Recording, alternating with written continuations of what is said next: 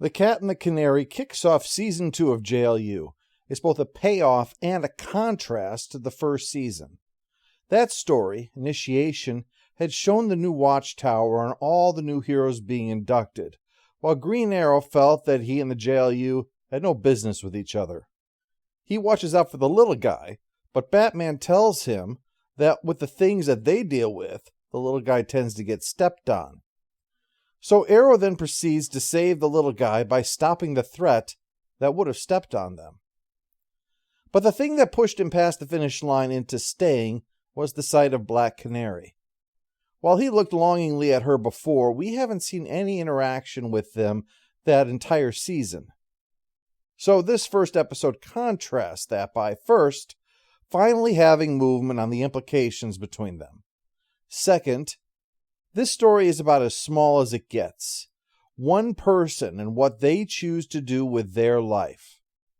Third, by being small rather than huge, as Initiation was, it allows the season to build rather than starting big and staying big. And finally, this episode sets up the theme of Season 2. We own our choices. At the level that we operate on, good intentions aren't enough to say, hey, no harm, no foul.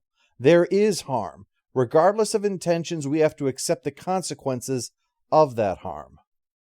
Black Canary is dealing with some crooks, but Wildcat, her old teacher who is supposed to be backing her up, isn't there. He's fighting some other bad guys at the moment. So she's going to have to handle it solo. Hey, it's only people moving black market guns, probably won't have any kind of security to worry about. She leaps in and begins roughing them up. Luckily, they don't Swiss cheese her with one of those machine guns. This is a fisticuffs only match, if you don't mind. Fine hoodlum number one, but I do mind. When the truck itself makes a break for it, driven by the bad guys, this isn't a Google self-driving vehicle gone rogue, Canary has no choice left but to unleash her voice and wreck it. But as she wraps up, the match that one of the crooks was watching reveals that the fight Wildcat was in an arena. He skipped their crime fighting to just do the fighting. After the titles, Canary swings by while Arrow is practicing his kickboxing. After joking a bit about his $3 billion sale... Canary. Green Arrow, I've noticed you around. I know. Yeah, if it's not obvious, she is here to get him to back her up, knowing that he's interested in her. She even makes it look like he's the better fighter, but she's clearly letting him best her while they spar. Good. You should see me when I'm trying. I'd like that. When I look at this picture, the thought that goes through my mind is, their kids are going to be so blonde. To show how she's played him, she asks for his help, offering a bet that if she can get out of the hold, that he'll pitch in and on the QT. When she inevitably whoops his ass, she explains on the way about the cage fighting with supervillains or chemically enhanced fighters. Wildcat just loves fighting, so it's going to be hard to convince him not to fight anymore. I've come to a decision. I'm not going to fight anymore. We'll have to figure out some way to bring him around to our point of view. The one running this place is Roulette, who naturally wants to keep her undefeated champ around. She makes the point that he's one of a small number of Justice League members who has neither powers nor gadgets, and I think the only other one is a guy with guns and a lasso. So yeah, he's changed his mind. He's staying, and that means going forward with the plan. Except it involves paying Ali G here $1,000 for the location and a ticket. Well, at least now I understand why you brought me along. You didn't need Green Arrow. You just needed green. He already knows she played him, so wondering if she used him for his money is making him wonder if he's just a sucker. But she says she asked him here because she thought that she could trust him with this. Actually, that was just for one ticket. If you're both going, it's 2. That's the face of a man who knows he's not only not getting laid, but even second base would be like climbing Everest. So they make it and slip into the locker room to talk with Wildcat, who insists this is what he does, what he's good at. If you want yet another reason to know why the DCAU was just ahead of the curve, Black Canary's interest with Wildcat, even though it's just as her mentor, has led to Arrow responding with backing away from her. On the bike, for instance, he held on to her until she started talking about how worried she was for Wildcat. Then he went back to just holding the bike seat.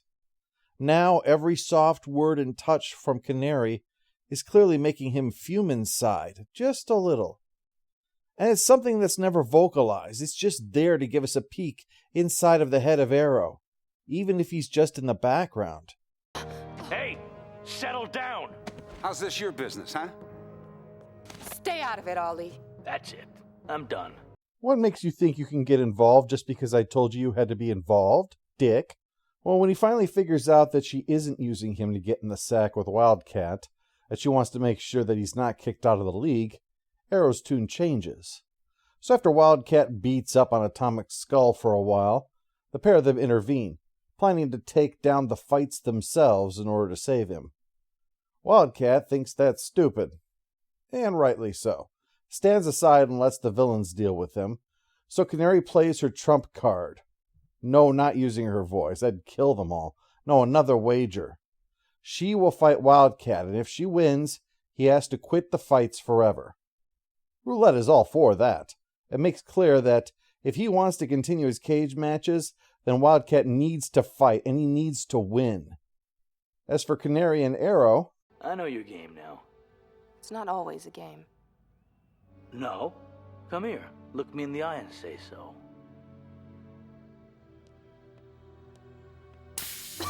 He's prepared to play a little dirty, too. Canary thinks that the only way to stop Wildcat coming back is to beat him, but Arrow doesn't agree. He thinks Wildcat needs to want to stop, so he goads him into beating him to death. The things this guy will do to get laid. Wildcat is horrified that he is just beating a man to death with his bare hands, which was precisely the point. Arrow used one of his gizmos to fake that his heart had stopped, so that for a moment Wildcat would feel what it'd be like to kill a man in the ring. That would make him never want to come back. Of course, Canary makes sure that there's nothing to come back to.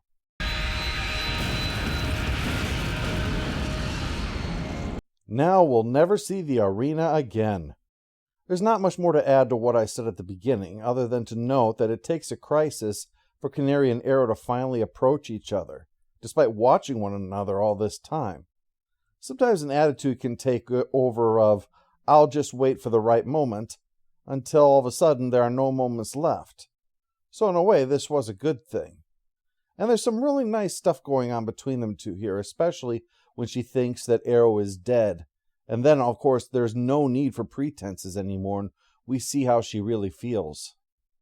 Like I said, the stakes are small. This isn't even Wildcat's life on the line here. This is his future in the league being compromised, and that's what they're trying to save. But more than that, though, it's about saving his self-respect, to realize that he's better than the low standards he's set for himself.